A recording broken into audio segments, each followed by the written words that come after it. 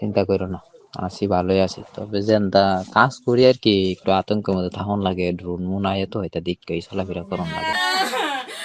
সবশেষ গত ১৩ এপ্রিল মায়ের সঙ্গে কথা হয় আকরাম মিয়ার। এ সময় কাজের ঝুঁকির বিষয়েও মাকে কিছুটা ধারণাও দেন। এরপর আর যোগাযোগ নেই। গতকাল শুক্রবার খবর আসে যুদ্ধে প্রাণ হারিয়েছে আদরের সন্তান। বান্ডেল থাকলে প্রতি সেনমানিতে টাকা বাঁচবে।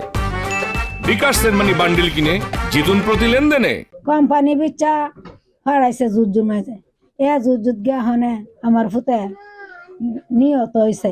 পরিবারের হাল ধরতে নরসিংদীর পলাশে একটি কারিগরি প্রশিক্ষণ কেন্দ্রে ওয়েল্ডিংয়ের কাজ শিখে ১০ লাখ টাকা ধার দেনা করে ৯ মাস আগে পাড়ি জমান রাশিয়ায়। সেখানে ভালো বেতনে একটি চীনা কোম্পানিতে কাজ পাওয়ায় পরিবারে ফিরতে শুরু করে সচ্ছলতা। এমন অবস্থায় বাধ্য হয়ে ইউক্রেনের বিরুদ্ধে যুদ্ধে নামেন আকরাম।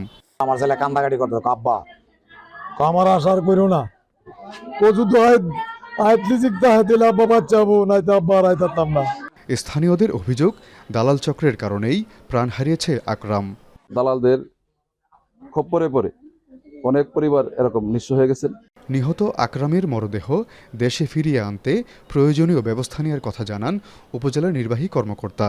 তার যে পাসপোর্ট, সে সকল কাগজপত্র নিয়ে তাকে প্রবাসী কল্যাণ মন্ত্রণালয়ে যোগাযোগ করার জন্য পরামর্শ দেওয়া হয় এবং তার লাশ ফিরিয়ে আনার বিষয়ে সকল ধরনের সহযোগিতা, সকল ধরনের প্রক্রিয়াগত কার্যকলাপ সব প্রবাসী কল্যাণ মন্ত্রণালয় থেকে করা হবে।